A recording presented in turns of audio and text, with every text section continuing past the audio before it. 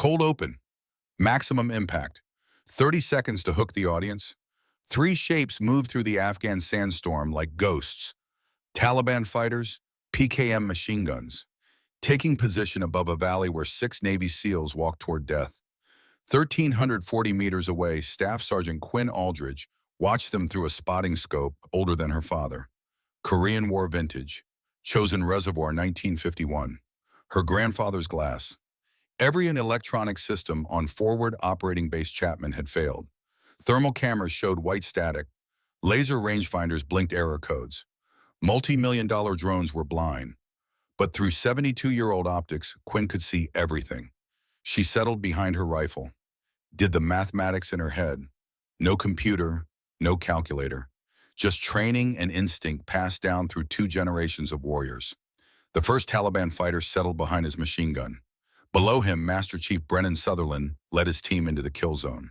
30 seconds until the ambush triggered. Quinn's finger found the trigger. Her grandfather's voice echoed in her memory. Best shot is the one nobody expected you to take. She exhaled half a breath. The world narrowed to crosshairs and target, and squeezed. 42 hours earlier, forward operating base Chapman sat in Afghanistan's coast province like a scar on ancient stone. Concrete barriers, razor wire, guard towers bristling with cameras that saw the world in green-tinted pixels. 200 American souls living in a bubble of technology surrounded by mountains that had watched empires rise and fall for 3,000 years. The base hummed with electronics, generators, server cooling fans, the digital heartbeat of modern warfare. Everything connected, everything monitored, everything dependent on power flowing through circuits and silicon chips. Quinn Aldridge hated it, not the mission, not the work. She was exceptional at intelligence analysis, pattern recognition, terrain evaluation, predicting enemy movement before it happened. But the distance bothered her, the abstraction. Fighting wars through computer screens felt like trying to hold water in your hands. Her grandfather would have called it dangerous. The relying, the surrendering of human judgment to algorithms that didn't bleed when they were wrong. In the climate-controlled operations center, Quinn sat before 6 glowing monitors. Satellite feeds, thermal imagery, communications intercepts, data streams that supposedly told her everything about the battlefield. But data wasn't wisdom. Information wasn't instinct. On her desk beside the keyboard sat an object that drew stares from everyone who saw it. A spotting scope in a cracked leather case. M1C vintage. The brass nameplate read MSGT Aldridge USMC 1951, Master Sergeant Thaddeus Tack Aldridge, her grandfather, Marine Scout sniper, chosen reservoir. 73 confirmed kills in temperatures that froze diesel fuel solid. He'd carried this scope through the worst winter battle in American military history.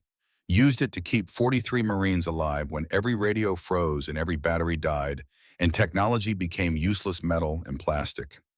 Quinn reached out and touched the leather case, still warm from the Afghan sun. The glass inside was scratched but flawless. Tack had maintained it obsessively for 60 years, passed it to her 3 months before he died. Said 6 words, when everything fails, this still works. She wondered what he'd think of this place. This fortress of screens and sensors where soldiers trusted machines more than their eyes. She knew exactly what he'd think. He'd told her often enough on the Montana ranch where he'd taught her to shoot. Quinny, your generation worships technology, thinks it makes you invincible. But I've seen what happens when the batteries die.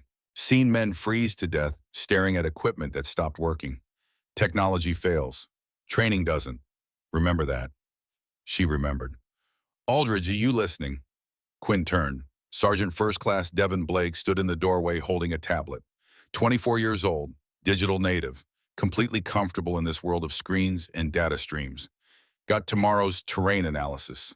Looks clean. Drones show no thermal signatures in the target area. Satellite confirms structures are cold. We're good to go.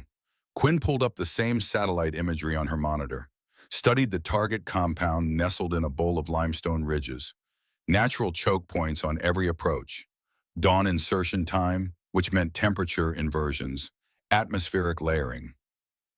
The kind of conditions that turn sophisticated sensors into expensive paperweights.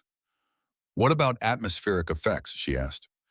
Temperature differential at dawn creates severe mirage. Thermal imaging washes out. Blake shrugged. We've got redundancy. Multiple sensor platforms. If one system has issues, others compensate. And if they all have issues simultaneously, then we adapt.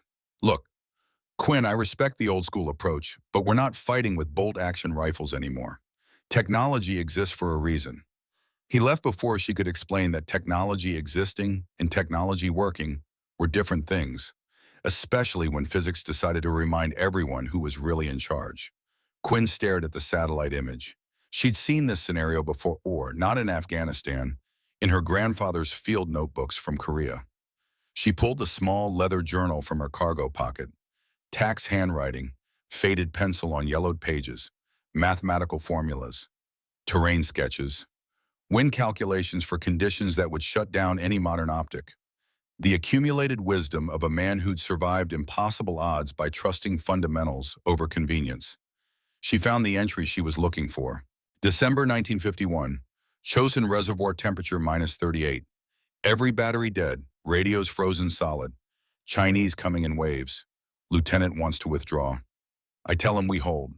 Not because we're brave, because falling back blind in this cold means we all die. So we hold, and we shoot. Manual calculations, Kentucky windage. The fundamentals, 72 hours without sleep, 16 kills. We hold because we remember what technology made us forget. When equipment fails, warriors don't. Train like batteries don't exist. Quinn closed the journal. Outside, she could hear the SEAL team preparing for tomorrow's mission. Loud voices, confident laughter, the sound of men who'd never experienced catastrophic system failure in combat. She wondered if they even knew how to function without their electronics.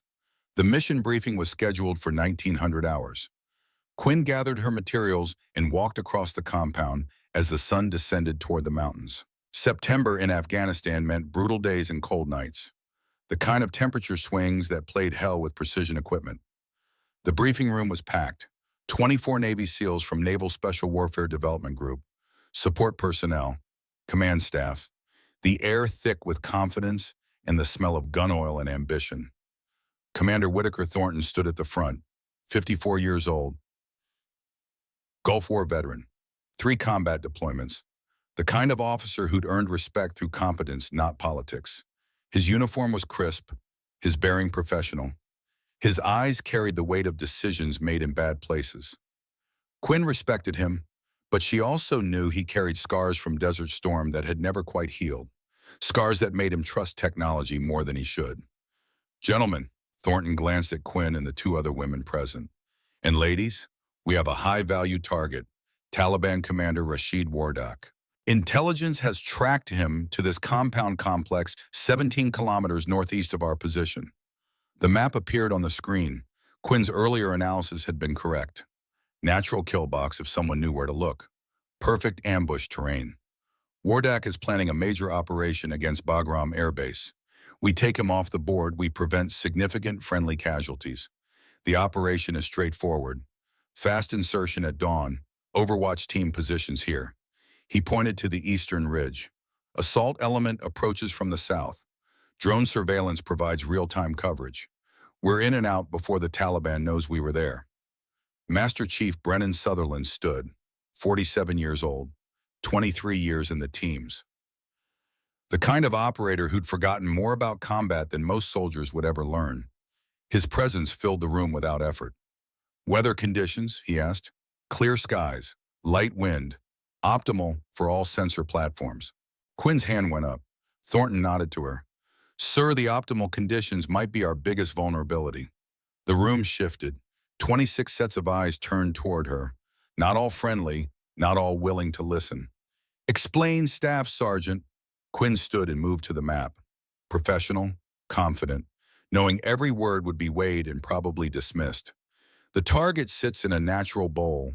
At dawn, cold air settles in the valley while the ridgeline warms, creates extreme thermal inversion.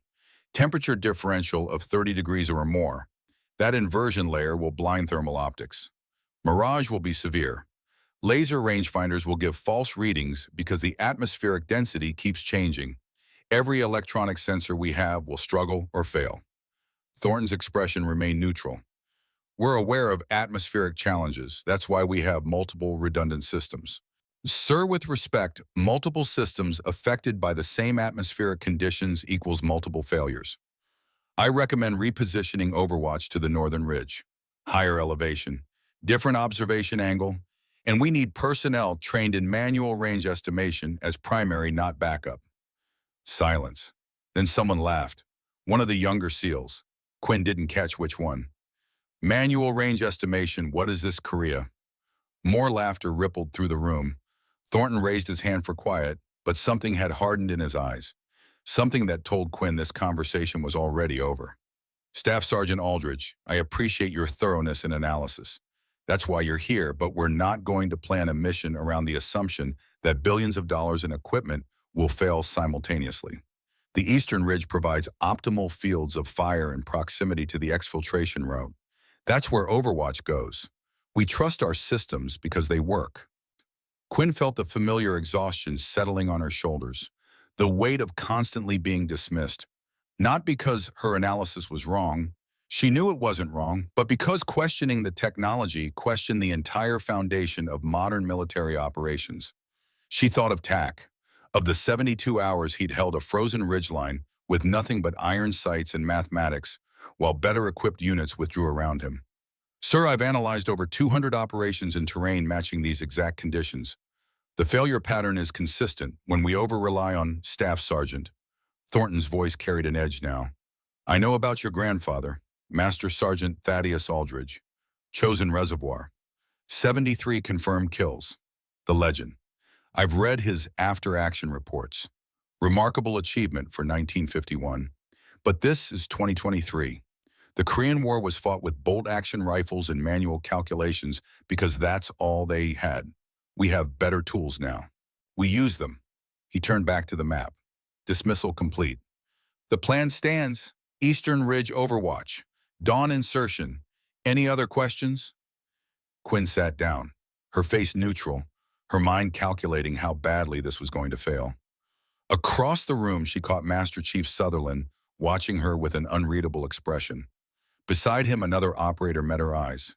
Gunnery Sergeant Callahan McReady, 59 years old, one of the old breed who'd come up through Beirut in Panama before everything became about technology.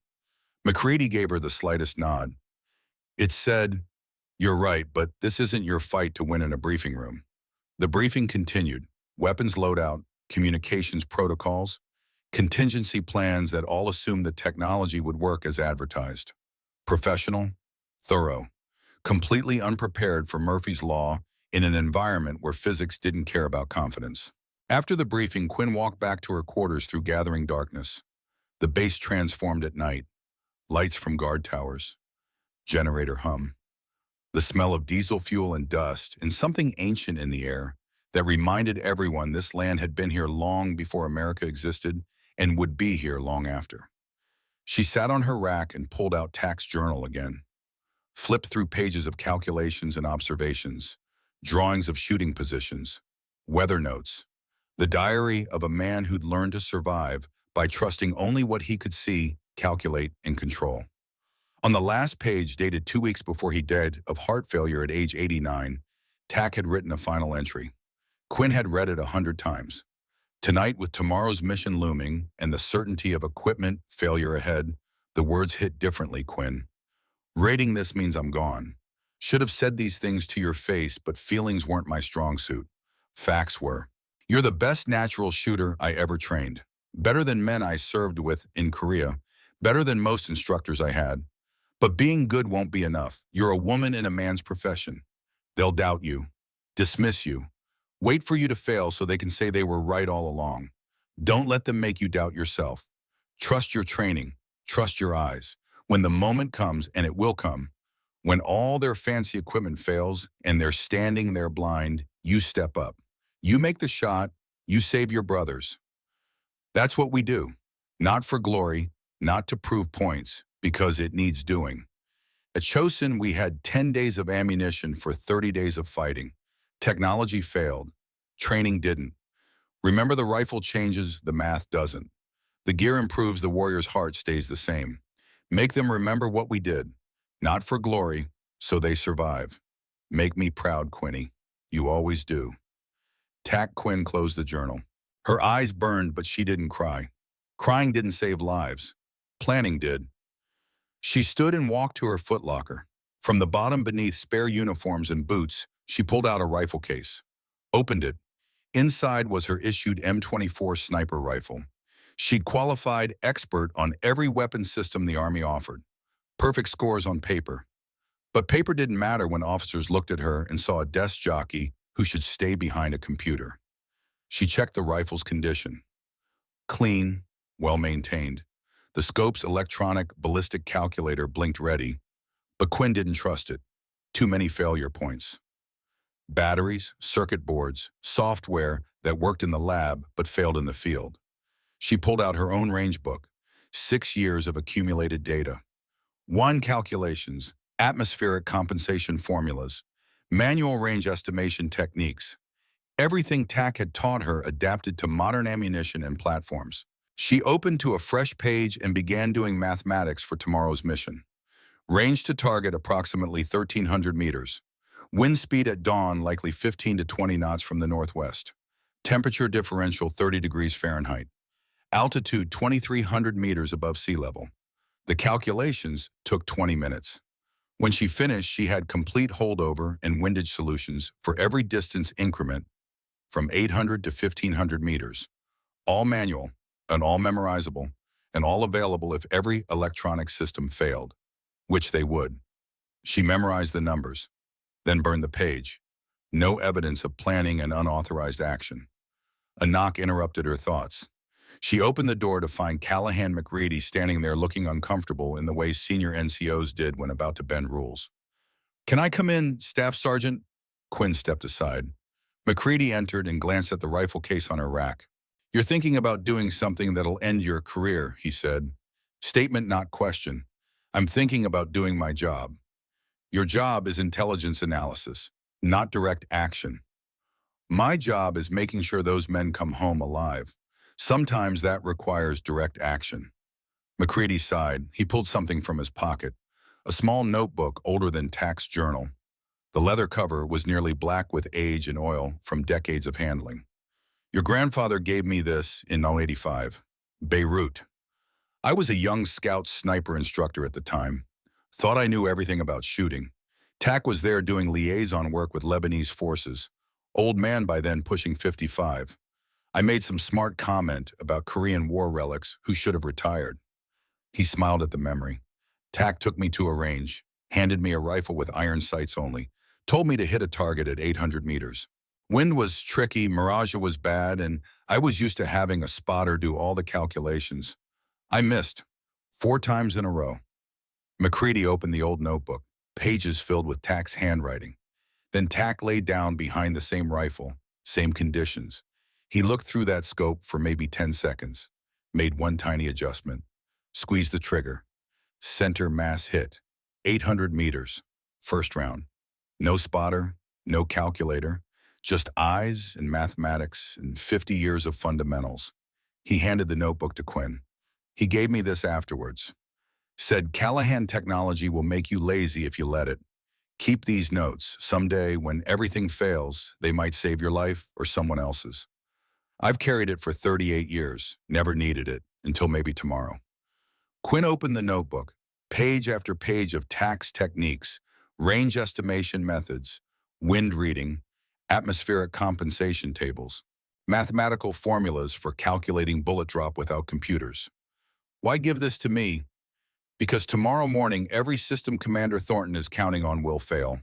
The thermals will white out, the lasers will error out, the drones will be useless, and 6 men will walk into an ambush they can't see because their equipment can't see it. You know this for certain. I know atmospheric science, I know over-reliance on technology, and I know TAC Aldrich. If his granddaughter says there's a problem, there's a problem." McCready moved toward the door, then paused. "I can't officially condone what you're thinking, but I can tell you facts. The Northern Ridge has a goat trail, accessible from the southern perimeter. Old Soviet maps show it. Current satellite imagery doesn't because of brush cover." Quinn met his eyes. You're telling me how to go unauthorized. I'm telling you what Tack did at Chosin. He left his assigned position, took a different vantage point, and saved 43 Marines because he saw what the officers with their frozen equipment couldn't see.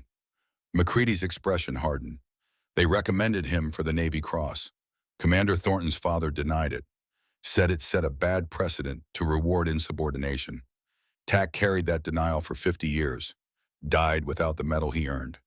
The words hit Quinn like a physical blow. Thornton's father, Lieutenant Commander Adrian Thornton, Task Force Commander in Korea, by-the-book officer who valued procedure over results. Whitaker probably doesn't even know his father made that call, but I do. I was there when Tack got the denial letter, watched it break something in him. McCready opened the door. Do what you think is right, Quinn, not what's authorized. What's right, Tack did. Cost him a medal but saved 43 lives. You decide what matters more. He left. Quinn stood holding two notebooks that represented 70 years of sniper wisdom, knowledge that no computer could replicate, the feel of wind, the patience for a perfect trigger squeeze, the moral weight of taking life to preserve life. She sat and studied Tack's Korean War notes, not the tactics, the philosophy, the mindset that kept him alive when everything froze and everyone else gave up. One entry stood out, Chosen Day 3. Men asking why we don't retreat. We're surrounded. I tell them surrounded means target-rich environment. No such thing as a bad shooting position when enemies are everywhere. We adapt. We endure. We win. Not with equipment, with will. Quinn made her decision. At 03:45 hours, Staff Sergeant Quinn Aldridge slipped out of her quarters in full combat gear. M24 rifle slung across her back. Tack's spotting scope hanging from her belt. Ruck containing ammunition water in both notebooks. 60 pounds of gear. She'd carried more in Ranger training. The base was quiet. Guards watched outward, not inward. She moved through shadows using the cover and concealment Tack had taught her. Not rushing, steady, purposeful, moving like someone who belonged exactly where they were. She reached the southern perimeter fence, found the spot McCready had described, cut through the wire with bolt cutters from the engineer supply shed, replaced the section carefully. To casual observation, the fence remained intact. She slipped through into Afghan darkness. The night was cold and crystalline. Stars like shattered diamonds across black velvet. The kind of night Tack had described from Korea. Beautiful and deadly. Quinn oriented by the North Star, not GPS. Electronics failed. Celestial navigation had worked for 10,000 years. The climb took 40 minutes. Steep terrain, loose rock, darkness. Quinn's breathing stayed controlled despite altitude and weight. She trained for this her entire adult life. Every hard school she could get into as a woman determined to prove she belonged. But tonight wasn't about proving anything. It was about preventing disaster. She reached the northern ridge at 05:15 hours, 15 minutes before dawn, found a position with clear view of the target area and the valley approach, set up the rifle on its bipod, mounted Tack's spotting scope to her pack frame for stability. Through the ancient Korean War optics, she glassed the target area. What she saw made her blood run cold. Taliban fighters moving into position. Not 3, 4 positions, PKM machine guns, RPGs. The 4th position had a DSHK heavy machine gun that could shred vehicles. Perfect ambush setup. The angle was invisible from the eastern ridge where the SEAL Overwatch was setting up. Invisible from the valley. Only visible from where Quinn now lay. And invisible to thermal imaging because the limestone caves provided natural thermal masking. Exactly like the tactics Tack had described Chinese forces using in Korea. Old tactics. Proven tactics. That defeated modern sensors because physics didn't care about technology. Quinn keyed her radio. Encrypted command frequency. Any station, this is Cordell. I have eyes on 4 enemy positions overlooking primary approach road. Grid 42 Sierra Whiskey Delta 831264, requesting immediate engagement authorization under imminent threat doctrine. The response was immediate and furious. Cordell, this is Chapman TOC. Identify yourself and location immediately. Commander Thornton's voice. Quinn recognized the barely controlled rage beneath the professional tone. Chapman, this is Staff Sergeant Aldridge. I am positioned on Northern Ridge with observation of targets invisible from primary overwatch position. Assault element is 3 minutes from ambush. Request authorization to engage. The radio exploded. Aldridge, what the hell do you think you're doing? You are not authorized for that position. You are not authorized to engage anything. Return to base immediately. That is a direct order. Through the spotting scope, Quinn watched the SEAL assault team moving through the valley. Master Chief Sutherland on point. 6 men in perfect tactical formation. Good spacing, professional movement. Completely unaware of 4 machine guns positioned above them. The sun touched the eastern ridgeline. First light, the thermal inversion began immediately. Quinn watched the SEAL sniper team on the eastern ridge scramble with their equipment. Their thermal scopes were washing out to white static, exactly as she'd predicted. Chapman, your thermal systems are failing due to atmospheric inversion. Primary overwatch cannot acquire targets. I have clear visual. Assault element is 90 seconds from kill zone. Request immediate authorization to engage. Negative. You are ordered to cease transmission and return to... Quinn switched off the radio. Orders didn't matter anymore. 6 men were about to die if she followed orders. 6 men would live if she violated them. That wasn't a difficult choice. Not for an Aldridge. She took 3 deep breaths, settled behind the rifle. Her eye found the scope. Through the glass, she could see the first Taliban fighter clearly, settling behind his PKM, checking the feed tray, chambering the first round. Range 1,340 meters. Wind 17 knots gusting to 23 from the northwest at 45 degrees. Temperature 48 degrees Fahrenheit. Barometric pressure low. Humidity 8%. Quinn did the mathematics. No computer, no calculator. Pure training. Bullet drop 18.7 milliradians up. Wind deflection 6.2 milliradians left plus additional hold for gusts. Coriolis effect at this latitude 0.4 milliradians right. Spin drift 0.3 milliradians right. Total adjustment 18 up, 6 left. The SEAL team was 100 meters from the kill zone. 30 seconds until the ambush triggered. Quinn's breathing slowed. Her heart rate dropped. She found the natural respiratory pause and held it. The world narrowed. Reticle, target, mathematical certainty. She squeezed the trigger. The rifle recoiled. The suppressor reduced the report to a sharp crack, swallowed by wind and distance. 1,340 meters away, the PKM gunner's head snapped back. He dropped into the cave, dead before he understood what happened. Quinn didn't watch. Already working the bolt. Smooth, mechanical, chambering the second round. The assistant gunner was moving toward the weapon, trying to take over. She acquired him through the scope, adjusted for the slight wind shift. Squeezed. 2.1 seconds of flight time. The bullet arrived before he reached the gun. Center mass. He collapsed. The third Taliban fighter broke from deeper in the cave. Saw his brothers down, panicked. Tried to retrieve the PKM to complete the mission. Quinn's third shot caught him mid-stride. He fell across the weapon. 3 targets. 3 shots. 11 seconds total. In the Tactical Operations Center, Commander Thornton stared at his radio in disbelief. Around him, monitors showed nothing but white static and error messages. Millions of dollars in sensor equipment rendered useless by atmospheric conditions one staff sergeant had predicted 18 hours ago. "Sir, we're getting radio traffic from the assault team." The radio operator's voice was shaken. They're reporting shots fired from an unknown position. Enemy casualties. They had no idea hostiles were there. Master Chief Sutherland's voice crackled over the speaker. "Chapman, this is actual. Unknown shooter just engaged 3 enemy positions we couldn't see. Targets were in perfect ambush positions. We would have walked right into it. Who the hell is shooting?" Thornton grabbed the handset. His hand was shaking. "Actual, this is Chapman. Stand by, Mom." Gunnery Sergeant McReady stepped forward from the back of the TOC. His expression was calm, almost satisfied. "Sir, I believe that's Staff Sergeant Aldridge. And before anyone says another word, you should know whose granddaughter she is." Thornton spun toward him. "I know who her grandfather was, Gunny. Do you know Master Sergeant Thaddeus Aldridge? He held a ridge at Chosin for 72 hours, when every piece of equipment was frozen solid. Do you know he made 73 confirmed kills with iron sights when Chinese forces outnumbered Marines 15-1. Do you know he saved 43 Marines by taking an unauthorized position because he saw what officers with frozen equipment couldn't? The TOC went silent. Even the hum of failing electronics seemed to pause. McCready continued, his voice carrying decades of authority. That's Tack Aldridge's granddaughter on that ridge. She's using his spotting scope from Korea. His techniques, his methods.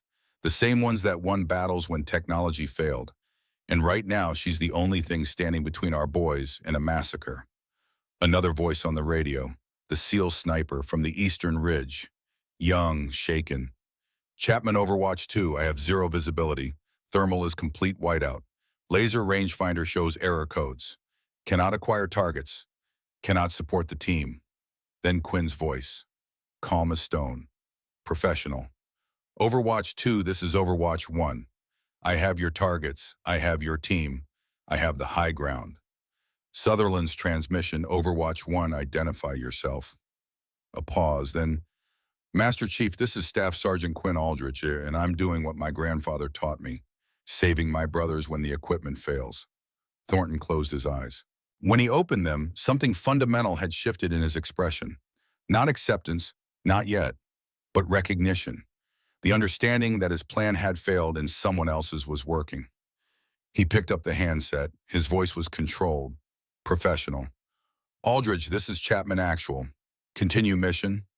You have operational control of Overwatch. Keep our boys alive. On the northern ridge, Quinn felt no satisfaction, only focus, because the situation was about to get worse. Through Tack's spotting scope, she'd spotted the fourth position, the one with the DSHK heavy machine gun. And the fighter manning it was traversing the weapon toward the SEAL team. She keyed her radio. All elements, fourth target, heavy machine gun, stand by for engagement. Range 1,420 meters. Wind increasing, 20 knots gusting to 25. The DSHK gunner was moving, adjusting his aim. Quinn didn't have time for perfect calculations. She had seconds. Training took over. Muscle memory, instinct refined by 10,000 repetitions. She adjusted her hold, compensated for wind and range, led the moving target, squeezed. The bullet took 2.3 seconds to reach the target. In that time, the DSHK gunner's finger had begun to squeeze his own trigger. Quinn's round arrived first. Center mass. The gunner fell backward. His weapon fired a wild burst into the sky as dead hands lost control. The valley echoed with the sound. Then silence. Sutherland's voice on the radio. Quiet. Respectful. Overwatch 1, that's 4 for 4. Outstanding shooting. Quinn chambered another round. Scanned for additional threats. Found none. The Taliban had positioned 4 machine guns for a perfect ambush.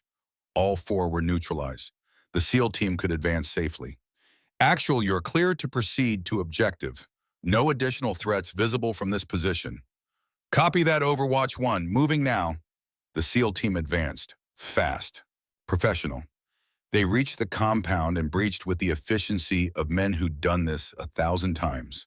Flashbangs, controlled aggression, room clearing. 5 minutes later, Chapman Actual, objective secure, HVT in custody, 0 friendly casualties. In the TOC, Thornton set down the handset, looked at the bank of monitors that had failed him. All the technology, all the sensors, all the confidence in modern systems. Useless when atmospheric physics said no. But one soldier with a 72-year-old spotting scope and her grandfather's training had done what the technology couldn't. He picked up the handset again. Aldridge, this is Chapman Actual. Well done. Return to base when assault element is secure. We need to talk.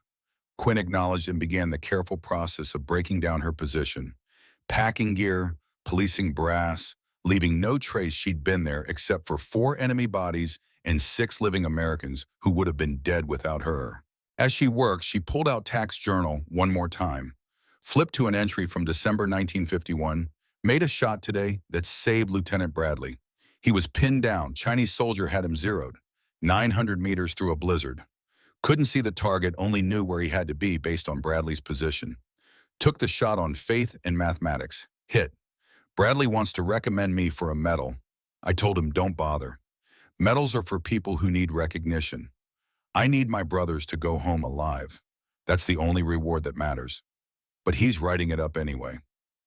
Says some things need to be recognized even if the person doesn't want recognition. We'll see. Officers love their paperwork. Quinn smiled sadly. TAC had gotten that recommendation, and it had been denied by Lieutenant Commander Adrian Thornton. Commander Whitaker Thornton's father. History repeating itself. And Aldridge doing the right thing, a Thornton having to decide what happened next. She closed the journal and began the climb down. The sun was fully up now, the thermal inversion dissipating. The SEAL team's equipment was probably working again, too late to matter, but working. Technology was wonderful when it worked, fatal when you depended on it exclusively. Quinn had proven that this morning with 4 shots across extreme range, using techniques 72 years old. She wondered what Commander Thornton would do, court-martial her for insubordination, or recognize that sometimes breaking the rules was the only way to follow them. She'd know soon enough. The climb down took 45 minutes. When she reached the valley floor, the SEAL team was loading the prisoner. They stopped what they were doing, turned to look at her. Master Chief Sutherland walked over, looked at the rifle slung across her back, at TAC's spotting scope hanging from her belt, at the quiet confidence on her face despite obvious exhaustion. He extended his hand. "Staff Sergeant." She shook it. His grip was firm, respectful. "That was the finest precision marksmanship I've witnessed in 23 years. You saved 6 lives today, mine included. Whatever happens next, I want you to know that." The other SEALs were nodding. One of them, a younger operator, spoke up. "Ma'am, I was walking point. That first PKM had me dead to rights. I was gone if you missed. You didn't miss." Quinn didn't know what to do. She'd expected anger, resentment, accusations of grandstanding, not gratitude. Sutherland seemed to read her thoughts. "You're going to catch hell for this. Commander Thornton doesn't forgive easily, but we know what you did and why. That matters." They drove back to Chapman in silence. The mission was complete.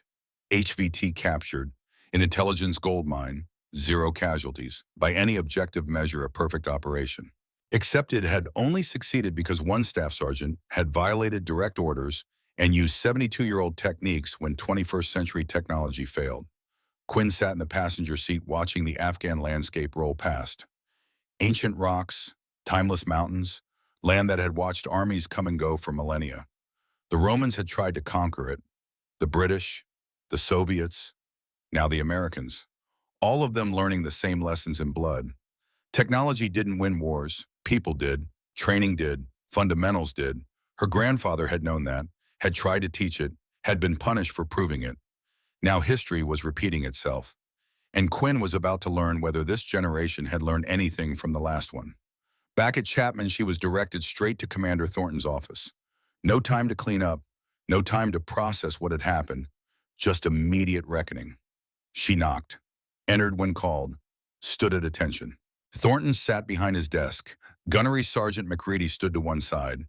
Between them, spread across the desk, were documents, service records, after-action reports, and one old file folder with yellowed pages that looked like it had come from deep archives. Thornton looked up. His face was unreadable, but his eyes were different than they'd been at the briefing. Something had changed. "Staff Sergeant Aldridge, do you understand the seriousness of what you did this morning?" "Yes, sir." "You violated a direct order, left your assigned position, engaged enemy forces without authorization, assumed operational control without authority." He paused. "Any one of those violations could end your career." "Yes, sir." "And given the same situation tomorrow, would you do it again?" Quinn met his eyes, held his gaze. "Sir, 6 men are alive who would be dead. If that cost me my career, that's a price I'll pay every time." Something flickered across Thornton's face, not anger. Something deeper. Something that might have been respect mixed with pain. "Dismiss, Staff Sergeant. Get cleaned up. We'll talk more later." Quinn saluted and left. As she walked across the compound, she felt the weight of what she'd done settling on her shoulders. Not regret, never regret, but awareness. She'd saved 6 lives by ending 4. That was the trade. That was always the trade.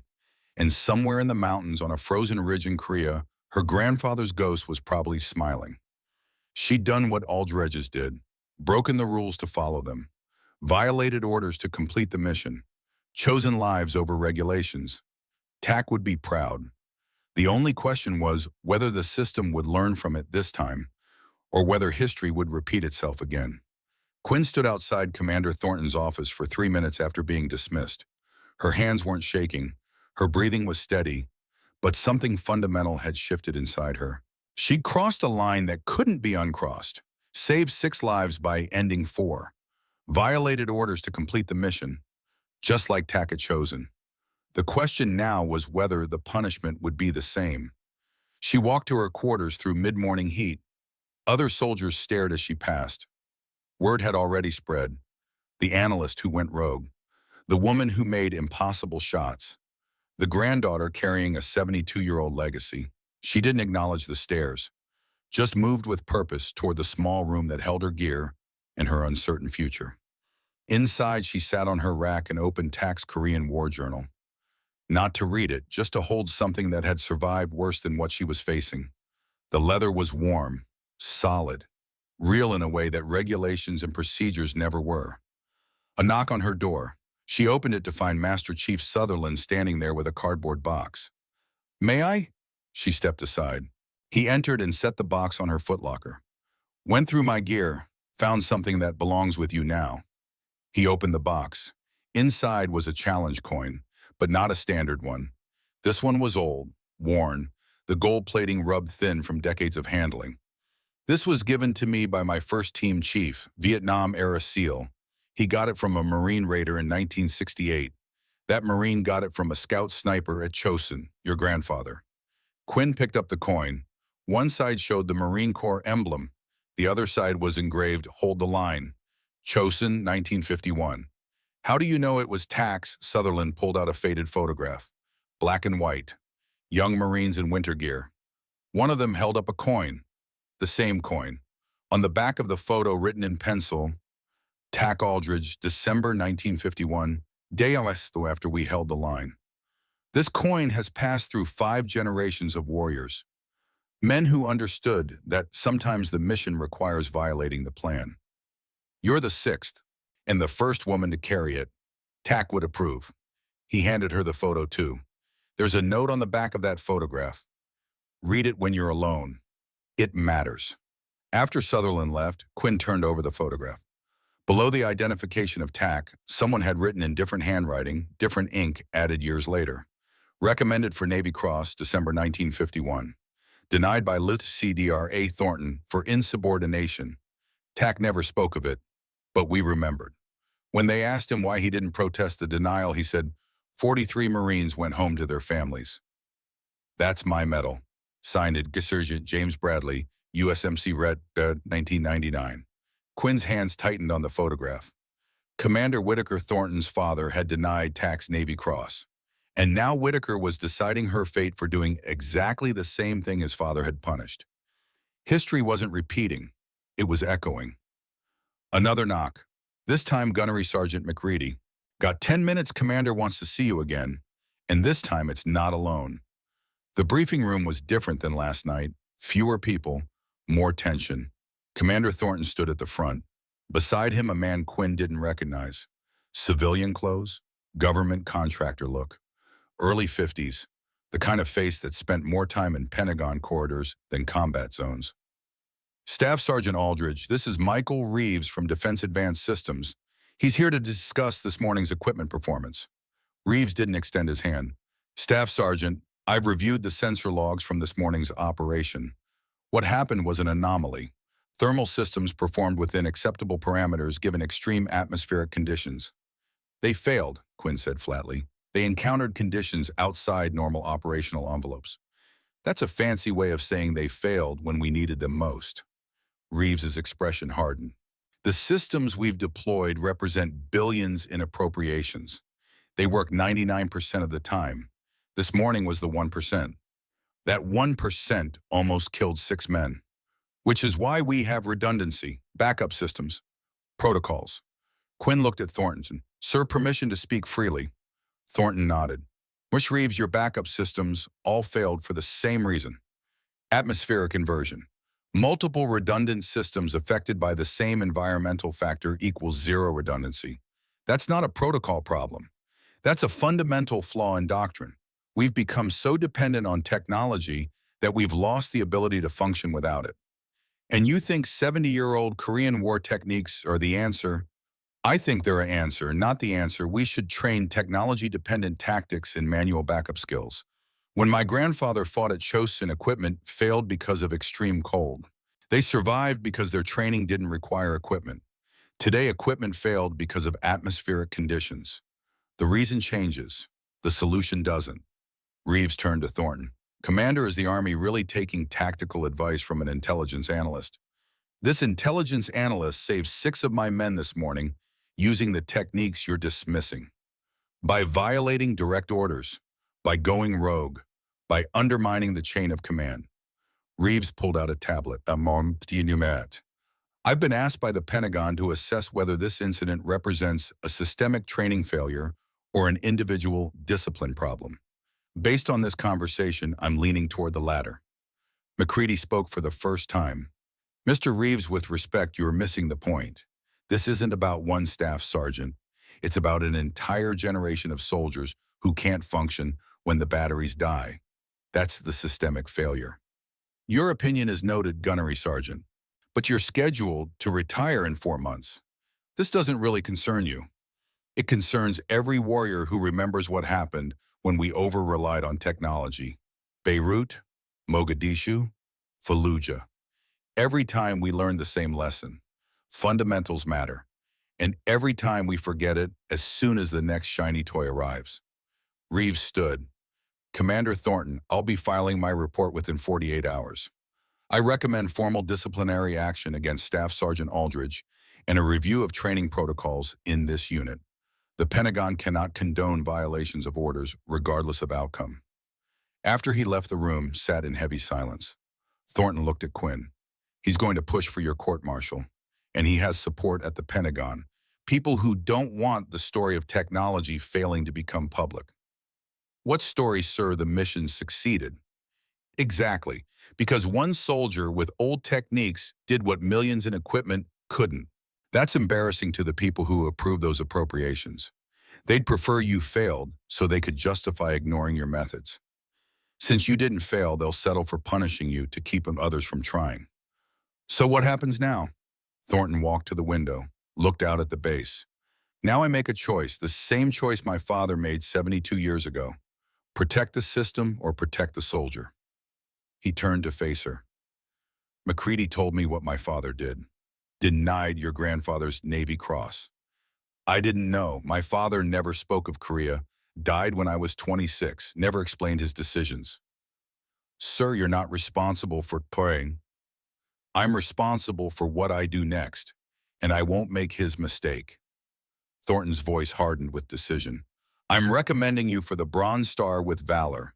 I'm also submitting a posthumous Navy Cross recommendation for your grandfather, and I'm formally disputing Reeves' assessment in my after-action report.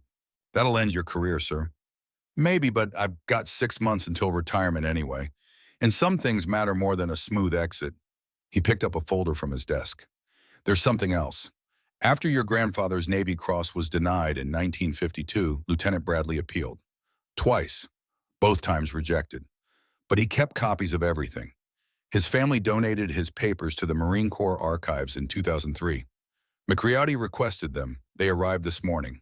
He handed Quinn the folder. Inside were documents from 1951-1952, the original Navy Cross recommendation, Bradley's appeals, and a letter she'd never seen before. It was from her grandfather, dated March 1952, addressed to Lieutenant Bradley, Jim. Stop fighting this. The Navy Cross doesn't matter. You know why I did what I did? I did it because 43 Marines were going to if I stayed in my assigned position. Orders said stay. Common sense said move. I moved. We won. That's the only medal that counts. Some officers need to punish independence because it threatens their authority. Let them. I know what I did. The men I saved know. That's enough. Don't sacrifice your career fighting for mine. Tack. Quinn read it twice. Her vision blurred. He never told anyone, she said quietly. Never complained, just moved on. Because he knew what mattered, McCready said. Results over recognition, mission over medals, brothers over brass. He paused. But knowing what matters and getting what's deserved are different things. Tack deserved that Navy Cross. You deserve not to be punished for doing the same thing he did. Thornton nodded. I've also sent a copy of these documents to Senator Robert Mitchell, chairman of the Senate Armed Services Committee, Vietnam veteran. He takes care of warriors who get screwed by bureaucrats. Sir, you're risking a lot. I'm correcting a lot, starting with my father's mistake. Thornton's expression softened slightly. Dismiss, Staff Sergeant. Get some rest. The next few days are going to be difficult. Quinn left the briefing room carrying the folder of documents. Tack's words echoed in her mind. He'd been offered a chance to fight for his medal and declined, chosen to protect his lieutenant instead of pursuing his own recognition. That was the warrior's code, not the one in regulations, the one in blood, in sacrifice, in choosing what mattered most. She spent the afternoon in her quarters reading through every document in the folder, building a picture of what had happened in 1952. Lieutenant Commander Adrian Thornton had denied the Navy Cross with a one-paragraph justification. Insubordination, regardless of outcome, cannot be rewarded. To do so undermines command authority and creates dangerous precedent. But there was another document, a letter from Adrian Thornton to his wife dated 1953. Personal correspondence that had somehow ended up in Bradley's papers. I denied Sergeant Aldridge's medal because he embarrassed me, made me look foolish. My plan failed and his succeeded. I couldn't admit that, so I hid behind regulations and procedure. I've regretted it every day since, but pride won't let me correct it. God forgive me. Quinn set down the letter. So it wasn't about principle. It was about ego. A lieutenant commander too proud to admit a sergeant saw something he didn't. And now that lieutenant commander's son was facing the same choice. But Whitaker Thornton was choosing differently. That evening, Sutherland found Quinn on the firing range. She was cleaning her rifle. Methodical, precise, the way Tack had taught her. Mine company. She gestured to the bench beside her. Sutherland sat. Wanted to tell you something about this morning. When you were calling out targets and I was walking point, there was a moment when I knew we were in the kill zone. Could feel it. That sixth sense you develop after enough combat. And I knew our Overwatch couldn't see what I was feeling. He was quiet for a moment. I've got 2 daughters, 7 and 9. They think Dad's a superhero, invincible. This morning I was 30 seconds from proving them wrong, from not coming home.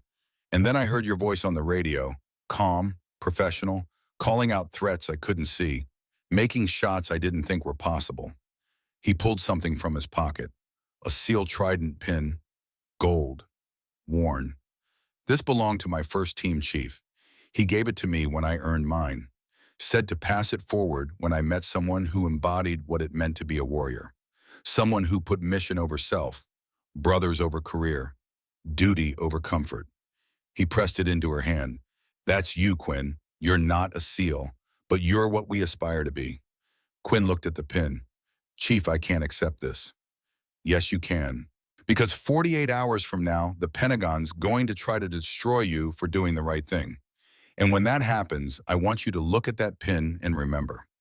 6 men know what you did. 6 families still have fathers and husbands and sons because you ignored an order and followed your conscience. That's worth more than any medal they could give or any punishment they could impose. He stood to leave, then paused. One more thing. We took a team vote, unanimous. If they court-martial you, all 6 of us are requesting to testify. And if they won't let us, we're going to the media. You saved our lives. We don't abandon the people who save our lives.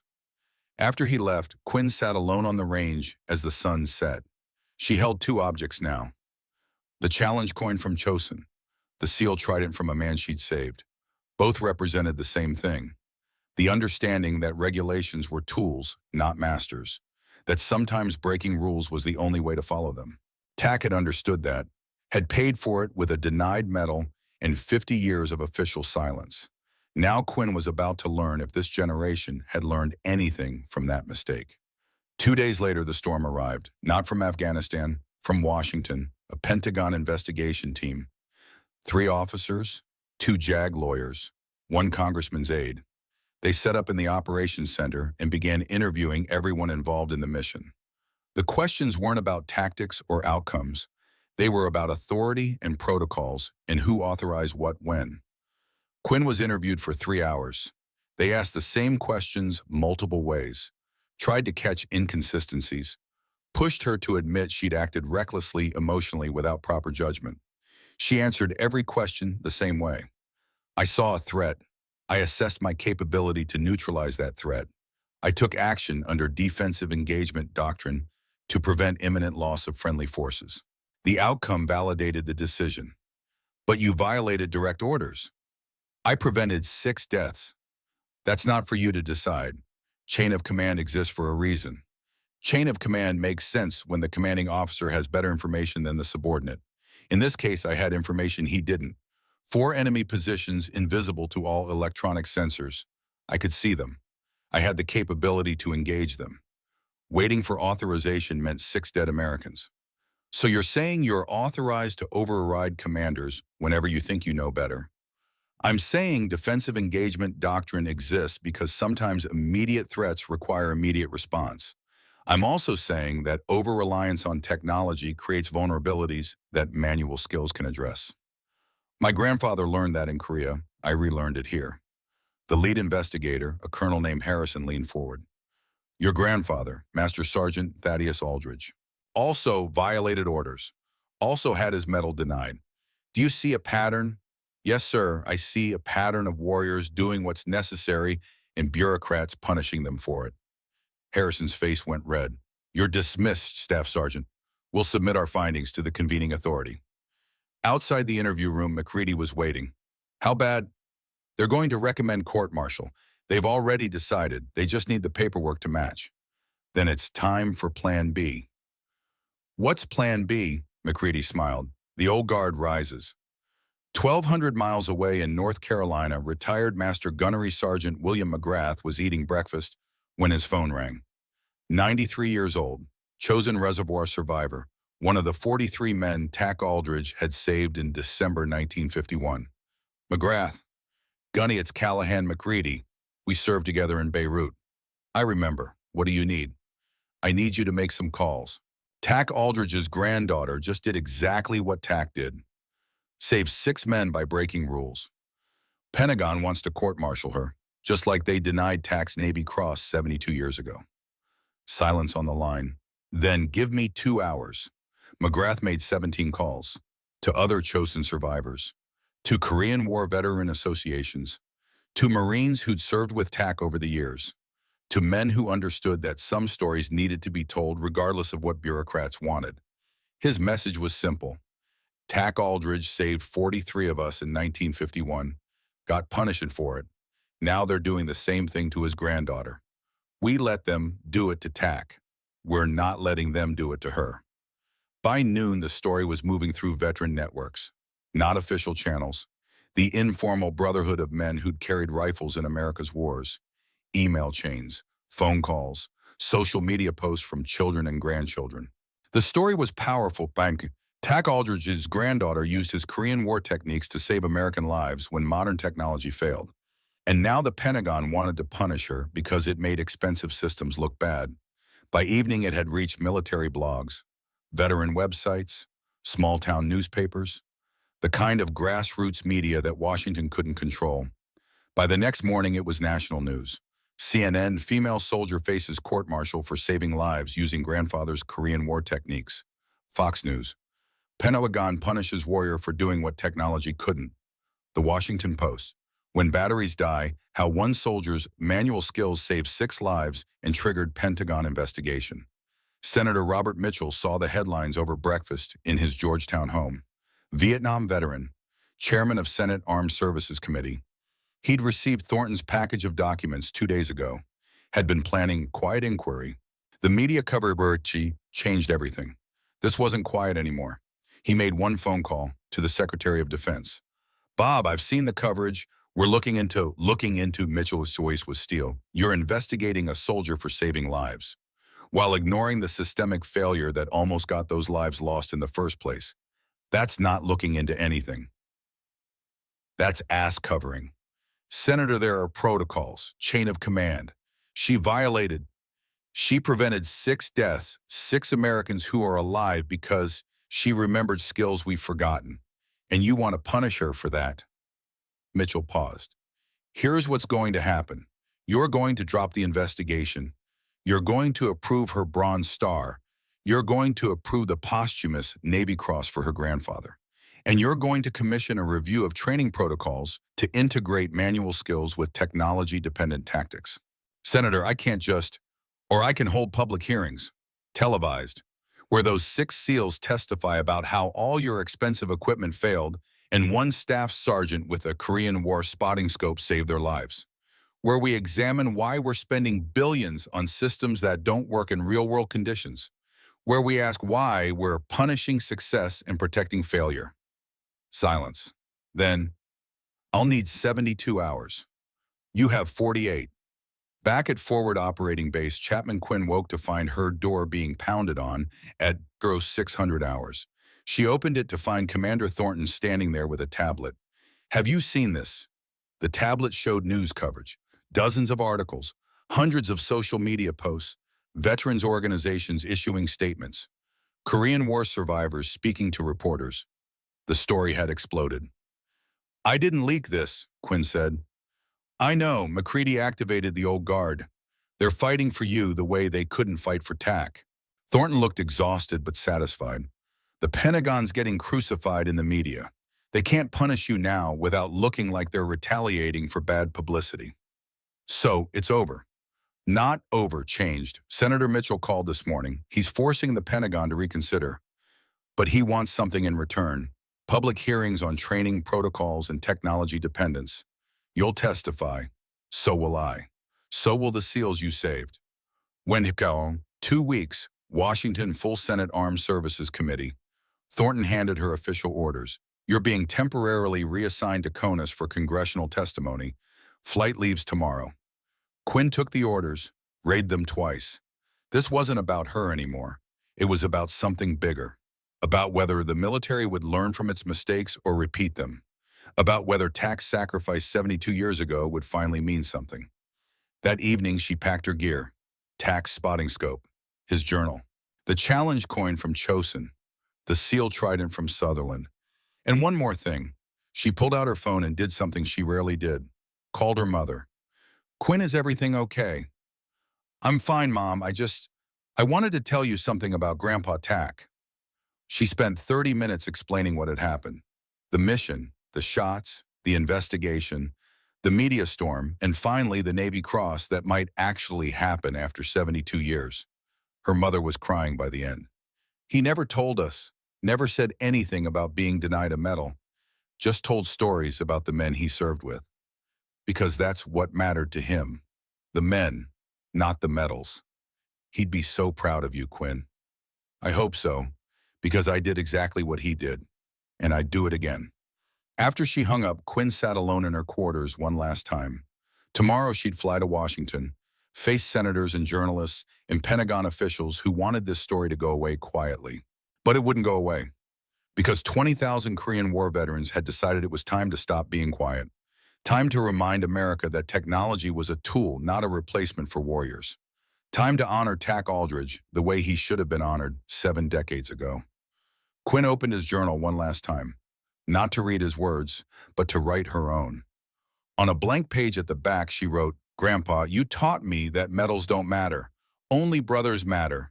You were right, but sometimes fighting for medals means fighting for what they represent, for recognizing that warriors matter more than systems, that people matter more than equipment, that courage should be rewarded, not punished. I'm fighting for your medal, not because you needed it, but because the warriors coming after us need to know that doing the right thing eventually gets recognized. Even if it takes 72 years, even if it costs everything. Love, Quinn. She closed the journal. Tomorrow, the real battle began, not in Afghanistan, in Washington, not against enemies, against inertia and ego and institutional resistance to admitting mistakes. But she wouldn't fight alone. 6 SEALs stood with her. Commander Thornton stood with her. Gunnery Sergeant McCready stood with her. And 20,000 Korean War veterans stood with her. Most importantly, tact stood with her, not in person, but in principle. In example, in the legacy that said sometimes breaking rules was the only way to follow them. She packed the journal carefully, grabbed her duffel bag, and walked out of her quarters toward whatever came next. Behind her, forward operating base, Chapman hummed with its electronic heartbeat, sensors and systems and technology that worked 99% of the time. Quinn had proven what happened during the other 1%. Now she had to make sure that lesson wasn't forgotten. Again, Washington, D.C. in late September was a different kind of battlefield. No mortars, no machine guns, just power and politics and men in suits who'd never heard a shot fired in anger, deciding the fates of those who had. Quinn stood outside the Russell Senate office building watching black SUVs and town cars deposit senators and staffers. 2 weeks ago, she'd been on a ridge in Afghanistan. Now she was here about to testify before the Senate Armed Services Committee about why she'd violated orders to save 6 lives. Commander Thornton stood beside her, McCready on the other side, all three in dress uniforms. All three knowing the next few hours would define careers and legacies. Nervous? Thornton asked. Terrified. But Grandpa Tack faced worse. Much worse. He faced it alone. You have us. They entered the building. Security checkpoints, ID verification, the bureaucratic choreography of official Washington. Eventually they reached the hearing room, massive, wood-paneled, the kind of space designed to remind people that serious decisions happened here. The room was packed, journalists, congressional staffers, veterans organizations, and in the gallery wearing suits that didn't quite fit anymore sat 12 elderly men, Korean War veterans, average age 91. They'd flown in from across the country to watch justice finally arrive 7 decades late. Master Gunnery Sergeant William McGrath sat in the front row, 93 years old, wearing his dress blues with medals that told a story of service from Chosin to retirement. He caught Quinn's eye and nodded once. The nod said, "We're here. We remember, and we won't let them forget." Senator Robert Mitchell gavelled the hearing to order, 76 years old, silver hair, the bearing of a man who'd earned his authority in rice paddies in Vietnam, not Georgetown cocktail parties. This committee is called to order. We're here to examine 2 related issues. First, the role of manual skills and traditional techniques in modern military training. Second, the case of Staff Sergeant Quinn Aldridge and Master Sergeant Thaddeus Aldridge, whose actions 72 years apart raise important questions about how we reward initiative and punish success. He looked directly at Quinn. Staff Sergeant Aldridge, you're called to testify first. Please raise your right hand. Quinn was sworn in, sat at the witness table, alone under the lights with cameras and power focused on her. Mitchell's first question was direct. Staff Sergeant, in your own words, describe what happened on September 23rd. Quinn took a breath, then told the story. Not dramatically, just facts. The mission brief, her analysis of atmospheric conditions, the dismissal of her concerns, her decision to position herself on the northern ridge, the equipment failures, the 4 Taliban positions, the shots, the outcome. 6 men came home alive who would have died. That's what happened.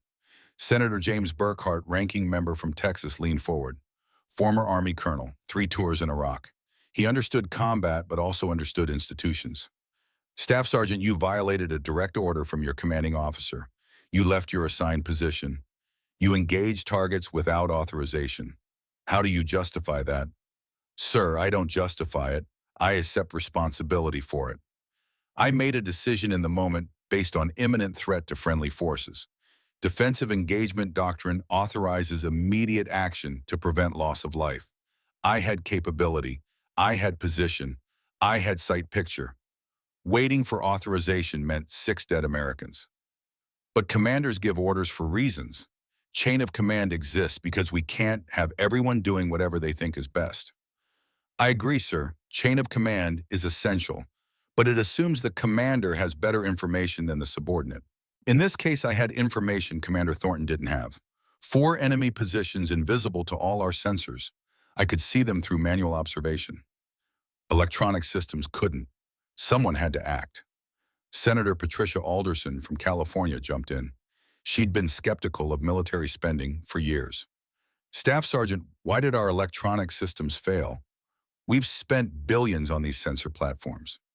Ma'am, they didn't fail due to defects. They failed because physics doesn't care about appropriations. Thermal inversion created atmospheric conditions that blind thermal imaging. That's not an equipment problem. That's a training problem. We've become so dependent on technology that we've lost the ability to function when it fails. And you're saying we should go back into Korean War techniques? No, ma'am, I'm saying we should train both. Use technology when it works. Have manual skills when it doesn't. My grandfather survived Chosin because he trained for equipment failure. I survived because he taught me what he'd learned. We shouldn't choose between old and new. We should integrate them. Mitchell nodded. Staff Sergeant, I've read your grandfather's service record. I've also read Lieutenant Commander Adrian Thornton's justification for denying his Navy Cross. It says, and I quote, "Insubordination, regardless of outcome, cannot be rewarded." Do you agree with that statement? No, sir. Why not? Because it values process over results. It says following bad orders is more important than saving lives. I understand the need for discipline, but discipline exists to make the military effective, not to make commanders comfortable. When discipline prevents effectiveness, it needs to be questioned. Burkhart shook his head. That's a dangerous philosophy, Staff Sergeant. If every soldier decides which orders to follow based on their own judgment, we don't have a military. We have a mob with guns. I agree that would be dangerous, sir, but there's a difference between selective obedience and emergency action. I didn't violate orders because I disagreed with Commander Thornton's plan. I violated orders because the situation changed in ways he couldn't see from his position. New information, new threats, required new action. Mitchell looked at his notes. Let's talk about that new information. You identified 4 enemy positions using a spotting scope from 1951, Korean War vintage, while our modern systems saw nothing. How is that possible? The scope doesn't rely on electronics, sir. It's just glass. Good glass.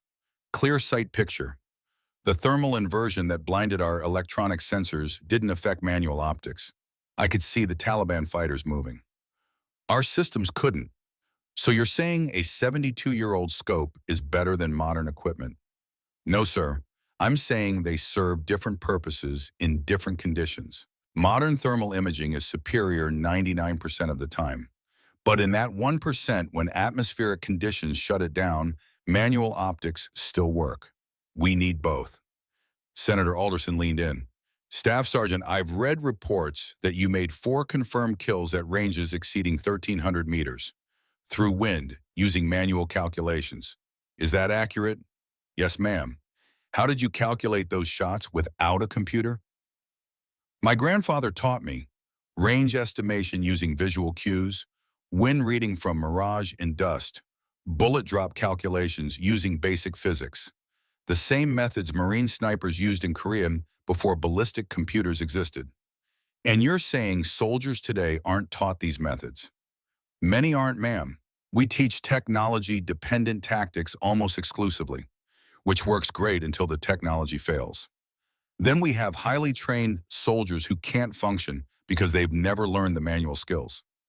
Mitchell held up a document. I have here the Pentagon investigation report. It recommends you be court-martialed for violating orders. It also recommends no changes to training protocols because, and I quote, "The incident represents an anomaly unlikely to recur." Staff Sergeant, do you believe this was an anomaly? No, sir. Atmospheric conditions that blind sensors occur regularly in certain environments. Desert inversions, mountain weather, jungle humidity, urban heat patterns. We fight in all those environments. If we don't train for sensor degradation, we're setting soldiers up for failure. That's quite an indictment of current training. It's an observation based on experience, sir. Mitchell looked past Quinn to where Thornton sat. Commander Thornton, you are called to testify. Thornton took the witness seat. His face was calm, but Quinn could see the tension in his shoulders.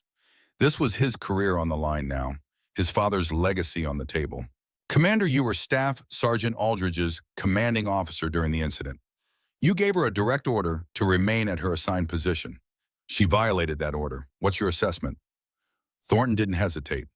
Senator Staff Sergeant Aldridge saved 6 of my men by violating my order. As their commander, I'm grateful. As an officer responsible for discipline, I was initially furious. As someone who's had 2 weeks to think about it, I'm ashamed. Ashamed of what? Ashamed that I made the same mistake my father made 72 years ago. I overvalued procedure and undervalued judgment. I trusted technology more than human expertise, and 6 men almost died because of it. The room went silent. Admitting mistakes in congressional testimony was rare. Admitting mistakes that implicated dead parents was unprecedented. Mitchell let the moment breathe. Then, "Commander, tell us about your father."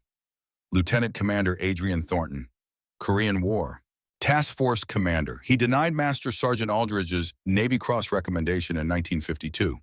His written justification said insubordination couldn't be rewarded. But that wasn't the real reason. Thornton pulled out a letter. His hands were shaking slightly. "This is a personal letter from my father to my mother dated 1953. It was in his effects after he died. I only recently read it. With the committee's permission, I'd like to read it into the record." Mitchell nodded. Thornton read, "I denied Sergeant Aldridge's medal because he embarrassed me, made me look foolish. My plan failed and his succeeded. I couldn't admit that, so I hid behind regulations and procedure. I've regretted it every day since. But pride won't let me correct it. God forgive me." He set down the letter. "My father was a good officer, but he made one terrible decision driven by ego. He spent the rest of his life regretting it. 2 weeks ago, I almost made the same decision." Staff Sergeant Aldridge's analysis was correct. My plan was flawed. She saw it. I dismissed her. And when she saved my men by ignoring my orders, my first instinct was to punish her for making me look bad.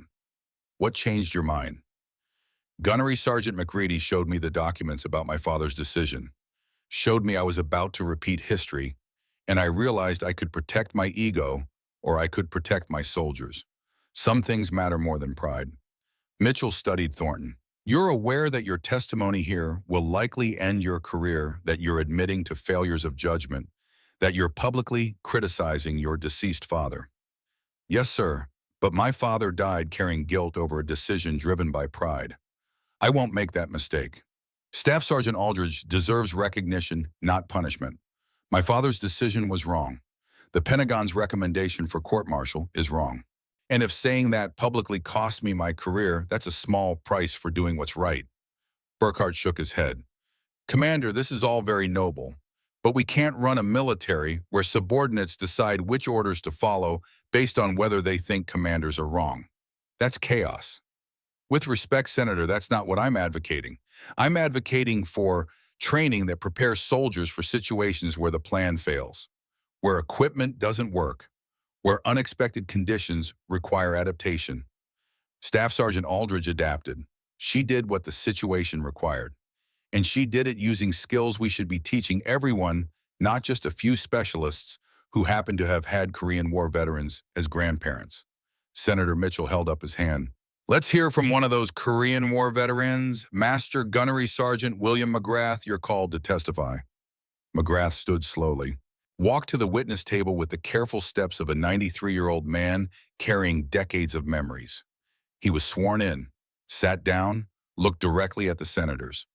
"Gentlemen and ladies, I'm here because Master Sergeant Tack Aldridge saved my life on December 6, 1951. I was in a frozen ditch at Chosin Reservoir with Chinese soldiers 50 meters away. Couldn't move without being shot. Couldn't stay without freezing to death. Was waiting to die. Tack made a 900-meter shot through a blizzard and dropped the soldier who had me pinned. Then he talked me out of that ditch using a radio that barely worked. I went home to my family because of him." His voice strengthened. "Tack was recommended for the Navy Cross. Commander Thornton's father denied it. Said it set a bad precedent. Know what that did? It told every warrior in Korea that doing the right thing got you punished if it made officers look bad. It told us to follow orders even when orders would get people killed. That's not leadership. That's cowardice hiding behind regulations." "Mr. McGrath," Burkhart started, "we understand you're grateful to Sergeant Aldridge." "Master Sergeant," McGrath corrected sharply. "He earned the rank. Use it." "Master Sergeant Aldridge. But one man's heroic action 70 years ago doesn't change the need for discipline today." "You're right, it doesn't. What it changes is how we think about discipline. Real discipline means doing the hard thing when it matters. Tack did the hard thing, got punished, carried that for 50 years. Now his granddaughter did the same hard thing, and you want to punish her too. McGrath leaned forward. I'm 93 years old, buried most of the men I served with. But 12 of us are here today. We flew in from across the country. Some of us can barely walk. But we're here because we remember what Tack did. We remember that the system failed him, and we're here to make sure it doesn't fail his granddaughter. The other Korean War veterans in the gallery stood, slowly, some with canes, some with walkers, but all standing, a silent testimony that carried more weight than any words. Mitchell waited until they sat again. Mr. McGrath, what would you recommend? Approve Quinn's Bronze Star, approve Tack's Navy Cross, and mandate training and manual skills for every sniper, every forward observer, every soldier who might need to function when the batteries die, because they will die. Physics doesn't care about your budget, and when equipment fails, soldiers need skills, not excuses. The hearing continued for 3 more hours, more testimony, more questions, Pentagon officials defending their systems, training commanders explaining protocols, contractors insisting the equipment worked as designed. But the emotional center had been established. 12 old men who'd survived the worst winter battle in American history, a commander admitting his father's mistake, a warrior who'd done what was necessary despite the cost. When Mitchell finally gavelled the session closed, he made one statement. This committee will issue recommendations within 30 days. Those recommendations will address training protocols, equipment redundancy, and the specific cases of both Staff Sergeant Quinn Aldridge and Master Sergeant Thaddeus Aldridge. This hearing is adjourned. Outside the building, Quinn was surrounded by reporters, cameras, questions shouted from every direction. Thornton and McCready formed a protective barrier. Staff Sergeant, how do you feel about? Do you think you'll be court-martialed? What would you say to other women? McGrath's voice cut through the chaos, loud, commanding, still carrying the authority of a man who'd led Marines in combat 7 decades ago. She's got nothing to say to you, vultures. She testified. She told the truth. Now leave her be. The reporters fell back, not because they wanted to, because something in McGrath's voice reminded them that some people had earned the right to not be questioned by those who'd never faced what they'd faced. McGrath pulled Quinn's aside, handed her something, a faded photograph, the same one Sutherland had shown her. Young Marines at Chosen, Tack holding up the challenge coin. That's your grandfather the day after he saved 43 of us. Look at his face. See that expression. That's not pride. That's relief. Relief that he did his goal and his brothers went home. That's all he ever wanted. The medal didn't matter to him, but it matters to us. Because recognizing his sacrifice means recognizing what actually wins wars. Not equipment, not budgets. Warriors who remember that brothers matter more than anything. He squeezed her hand. You did him proud, girl. Did all of us proud. The other Korean War veterans gathered around. Some shook her hand, some just nodded. One, a man who looked barely alive, spoke in a whisper. Tack pulled me out of a building that was collapsing. December 7th, I was trapped. He went in alone, got me out, never said a word about it, just did his job. His eyes were wet. Thank you for being his granddaughter, for remembering, for being worthy of him. Quinn's vision blurred. These men had carried Tack's memory for 72 years, had flown across the country in their 90s to stand up for his legacy. She wasn't just fighting for herself. She was fighting for all of them. That night in a hotel room in Arlington, Quinn sat alone with Tack's journal, opened to a blank page, and wrote, Grandpa, today 12 men who served with you testified before Congress. 90-year-old warriors who can barely walk stood up for you, for me, for what you taught us about duty and sacrifice. Your Navy Cross might finally be approved, 72 years late. But it's happening because those men remembered, because they refused to let the system win. You were right that medals don't matter, but you were also wrong. They matter because they're proof that doing the right thing eventually gets recognized, that the system can learn, can change, can become better. I hope wherever you are you're watching. I hope you're proud. I hope you know that your sacrifice mattered, not just to the 43 men you saved, But to every warrior who comes after, who'll be taught that when equipment fails, training doesn't. When orders are wrong, judgment matters. When the mission requires breaking rules, courage defines us. Love, Quinn. She closed the journal. Tomorrow she'd fly back to Afghanistan to finish her deployment. The hearing was over, but the outcome was uncertain. The Pentagon could still push for court-martial. The committee could issue weak recommendations. Nothing was guaranteed. But she'd done what needed doing. Told the truth, honored Tack's memory, fought for a principle that mattered. The rest was out of her hands. 31 days later, Quinn was on patrol in Coast Province when she received the message. Official orders: return to base immediately. Priority communication from Senate Armed Services Committee.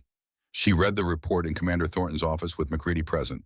The committee had issued comprehensive recommendations. 1. Bronze Star with Valor approved for Staff Sergeant Quinn Aldridge. 2. Navy Cross approved posthumously for Master Sergeant Thaddeus Aldridge, with apology for the 72-year delay. 3. Immediate stand-down of court-martial proceedings against Staff Sergeant Aldridge. 4. Creation of the Aldridge Manual Marksmanship Initiative. Mandatory training in pre-electronic sniper techniques for all Army and Marine Corps precision marksmen. 5.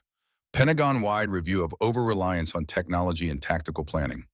Formal reprimand removed from Lieutenant Commander Adrian Thornton's service record, with notation that his decision was reconsidered and found to have been an error. Quinn read it twice. Couldn't quite believe it. "It's real," Thornton said quietly. Senator Mitchell pushed it through. The Korean War veteran's testimony was too powerful to ignore. Public support was overwhelming. The Pentagon couldn't fight it. "What about you, sir?" "I'm retiring in 4 months as planned, with an honorable discharge and the satisfaction of knowing I corrected my father's mistake." He smiled slightly. "Turns out admitting you're wrong is career-limiting, but it's also liberating." McCready grinned. "And I'm coming out of retirement temporarily. They want me to help establish the Aldridge Initiative, teach young snipers how to function when the batteries die. Figure I've got one more tour left in me."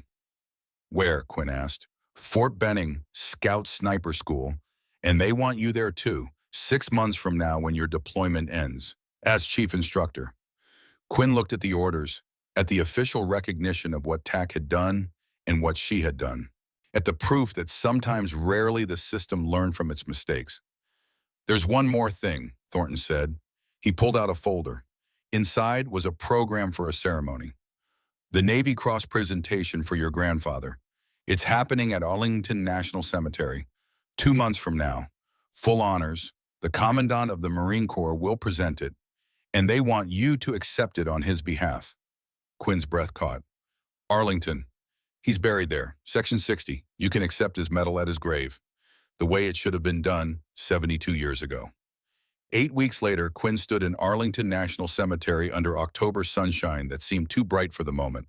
A crowd had gathered. Korean War veterans, active duty Marines, the 6 SEALs she'd saved, reporters, and her family, her mother, her aunt, her younger brother, all there to witness history correcting itself. Tack's grave had a new headstone. Updated with his Navy Cross designation, Master Sergeant Thaddeus Tack Aldridge, United States Marine Corps, Navy Cross, Purple Heart, 1932-2021, Chosin Reservoir, 1951, 73 confirmed kills. Held the line. The Commandant of the Marine Corps stood in dress blues, 4 stars gleaming, face solemn with the weight of correcting a 72-year-old injustice. "We are here to honor Master Sergeant Thaddeus Aldridge, to recognize 7 decades late what he did at Chosin Reservoir, and to apologize for the failure of leadership that denied him this recognition when it should have been given." He opened the metal case. The Navy Cross gleamed in the sunlight. Dark blue ribbon, bronze cross, the second highest military decoration in the United States. Master Sergeant Aldridge demonstrated extraordinary heroism on December 4th through 6th, 1951. Recognizing that his assigned position provided inadequate observation, he independently moved to an alternate location. From this position, over 72 hours in temperatures reaching 40 degrees below zero, he engaged enemy forces at extreme range, achieving 73 confirmed casualties and enabling the successful withdrawal of 43 Marines who would otherwise have been killed or captured. The Commandant looked at Quinn. "Staff Sergeant Aldridge, Please accept this medal on your grandfather's behalf. And please know we failed him in 1952. We won't fail you, or any warrior who does what's right, regardless of cost." Quinn stepped forward, accepted the medal case, felt the weight of 7 decades of delayed recognition. She knelt beside Tack's grave, placed the Navy Cross case on the headstone, and whispered words only he would hear. "You were right, Grandpapa. The medal didn't matter, but what it represents does. It means they learned. It means the next Quinn Aldridge won't wait 72 years. It means doing the right thing will be recognized, not punished. That's your legacy. Not the kills, not the medal, the proof that the system can change when warriors refuse to accept wrong as right." She stood, saluted the grave. Behind her, 12 Korean War veterans saluted. The SEALs saluted. Active duty Marines saluted. A century of military service honoring one man who'd done his job and asked for nothing in return. Master Gunnery Sergeant McGrath stepped forward, 93 years old, I thinking. Unsteady on his feet but determined, he placed something on the grave. The challenge coin, the same one from the photograph, the one that had passed through 5 generations of warriors. "Tack, you gave this to me in 1951, said to pass it forward when I met someone who embodied what it meant to be a warrior. I'm passing it to you, buddy. You earned it back. Rest easy. Your granddaughter's carrying on. And we're making sure what you taught us doesn't get forgotten." The ceremony concluded. People drifted away slowly. Nobody wanted to be the first to leave. Eventually, only Quinn remained, sitting beside the grave, holding Tack's journal, feeling the weight of legacy and responsibility and the strange lightness that came from knowing you'd done something that mattered. She opened the journal, flipped through pages of calculations and observations, found the entry from December 1951 that had guided her. Real discipline means doing the hard thing when it matters. She closed the journal, stood, touched the headstone one final time. "See you around, Grandpa. I've got soldiers to train, skills to teach, your skills. They'll be ready when the batteries die." She walked through Arlington toward the future. Behind her, rows of white headstones marked the honored dead. In front of her, a car waited to take her back to Fort Benning, to the Aldridge Manual Marksmanship Initiative, to teaching the next generation that technology was a tool, not a crutch, that fundamentals mattered, that when everything failed, training didn't. 6 months later, Fort Benning Scout Sniper School. Quinn stood before a classroom of 32 students, 6 women, 26 men, all young, all tech-dependent, all skeptical. On the table in front of her, Tack's M1C Garand rifle from Korea, his spotting scope, his journal, and his Navy Cross in its case. "My name is Staff Sergeant Quinn Aldridge. Some of you have heard stories about what happened in Afghanistan, about senators and hearings and old men fighting bureaucrats. Forget all that. Here's what matters. I used 72-year-old techniques to save 6 lives when millions of dollars in equipment failed. Not because the old ways are better, because when the new ways fail, you need to know the old ways." She picked up the rifle. This rifle held Chosin Reservoir against impossible odds. My grandfather made 73 confirmed kills with it. No batteries, no computers, just training and will. This rifle is now in the Marine Corps Museum. But before it went there, I fired it. Same accuracy as modern systems, same lethality, different technology, same results. She set down the rifle, picked up the Navy Cross case. This medal took 72 years to get approved, not because my grandfather didn't earn it, because the officer who should have approved it let pride override judgment. That officer's son corrected the mistake, admitted error publicly, ended his career to do the right thing. That's what this medal represents. Not just my grandfather's courage, but the system's ability to learn, to change, to become better. She looked at each student. "For the next 8 weeks, you'll learn to be snipers the way Marines were trained in 1951. Manual calculations, wind reading without instruments, range estimation using geometry. Iron sight fundamentals. You'll do all of it without electronics. Because someday in some godforsaken place, when your ballistic computer dies and your laser rangefinder fails and your thermal scope shows nothing, you'll still need to make the shot. And you will. because you'll know what these men knew 70 years ago, that the equipment changes, but the warrior doesn't. A male student raised his hand, Corporal Marcus Webb. Staff Sergeant, why learn obsolete skills when we have better technology? Because technology isn't better when it doesn't work. It's just expensive metal and plastic. Skills work anywhere, anytime, in any conditions. Technology makes us more effective when it functions. Training makes us effective regardless. The class was brutal. Quinn and McCready designed it that way. No electronic assistance, no calculators, no rangefinders, just observation mathematics and repetition until manual skills became instinct. Students struggled, failed, struggled again, slowly improved. Started understanding that technology had made them lazy, that their brains could do what computers did if they just trained them. Private First Class Addison Reeves approached Quinn after a particularly hard day. Staff Sergeant, my great-grandfather was at Chosin. Sergeant Martin Reeves, he never talked about it, but I found his service record. He was in your grandfather's company. Quinn looked up the name that evening. Found him in Tax Journal. Reeves took shrapnel today, refused evacuation, says he won't abandon his brothers. That's a Marine. Stayed 3 more days until infection got bad. Purple Heart earned 10 times over. She showed Addison the entry. The young woman cried, reading her great-grandfather's name in Tax handwriting. A connection across 72 years.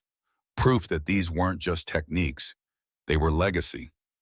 The final qualification was simple first-round cold bore, shot at 1,000 meters using iron sights only. Manual calculations. No electronics. 29 of 32 passed. Highest pass rate the course had seen in 20 years. Quinn stood on the range watching students celebrate. Thought about TAC, about the long road from Chosin to here, about lessons learned in blood and passed through generations. McCready walked up beside his. You did good, kid. We did good, and TAC did better. We're just carrying it forward. That's how warriors never die. We remember them, we honor them, we teach what they taught. 3 years later, Quinn made captain, ran the Aldridge Initiative full-time, trained over 600 soldiers in manual marksmanship techniques, responded to 17 instances where equipment failed and manually trained soldiers succeeded. The program was adopted by Army Rangers, Marine Raiders, and Navy SEAL sniper courses, became mandatory training, proved its worth repeatedly. But for Quinn, the real measure wasn't statistics. It was letters. From soldiers who'd made critical shots when their electronics failed, from commanders who'd stopped over-relying on technology, from veterans thanking her for remembering what their generation had taught. And one letter above all others, from Commander Thornton, retired now, living in North Carolina near his grandchildren. Quinn, wanted to tell you something. My grandson Tyler is 11. Yesterday he asked about the military, about service, about what it means. I told him about my father, about the mistake he made, about TAC Aldridge, about you, about how sometimes doing the right thing requires breaking the rules. He asked if I ever did that. I told him about the day I defied the Pentagon to defend you, about how it cost me my career but gave me peace. He said, Grandpa, that's the coolest thing you ever did. Made me realize my father died carrying regret. I'll die carrying pride, because I learned what he couldn't, that some things matter more than stars and ribbons. Thank you for teaching me that. Thank you for being worthy of your grandfather's legacy, and thank you for making sure the next generation learns what he knew. Whit Thornton. Quinn read the letter twice, then filed it with Tax Journal and the other documents that told the story. Not her story, the story of warriors across generations learning the same lessons, paying the same prices, earning the same recognition eventually when the system finally learned. She was 33 now, captain, instructor, the keeper of Tax legacy. But she didn't feel the weight of it anymore, felt the honor instead, the privilege of standing in a long line of warriors who'd done what needed doing regardless of cost. On her desk sat 3 objects: the challenge coin from Chosun, the seal trident from Sutherland, and Tax Navy Cross in its case. She looked at them every morning, reminders of what mattered: brothers, mission, duty, legacy. Her phone rang, young lieutenant from Fort Bragg. Equipment failure during night operations. Needed manual shooting solutions. Quinn talked him through the calculations, heard him make the shot, heard the relief in his voice. Captain, how did you know that would work? Because my grandfather taught me 70 years of lessons and 10 years of training. And now I'm teaching you. When you've got soldiers depending on you someday, you'll teach them. That's how this works. That's how warriors never die. She hung up, looked at Tack's photo on her desk. 22 years old in marine dress blues. Chosen reservoir, eyes that had seen hell and held the line anyway. Still teaching them, Grandpa, still holding the line.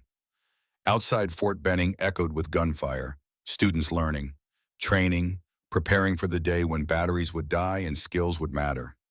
The day that always came. The day Tack had prepared for. The day Quinn now prepared others for. Some lessons never aged. They endured, like warriors, like legacy. Like the understanding that technology changed, but fundamentals didn't. Like the knowledge that 72 years between wrongs didn't mean the wrong couldn't be righted. Like the truth that doing what needed doing, regardless of cost, defined warriors across every generation. Quinn Aldridge understood that now, lived it, taught it. And somewhere in Arlington National Cemetery, on a grave marked with a Navy Cross 72 years delayed but finally delivered, Tack Aldridge's legacy lived on. Not in medals, in warriors, in training, in the certainty that when everything failed, fundamentals didn't. That was the marksman's code, written in blood, earned in combat, passed through generations, forever.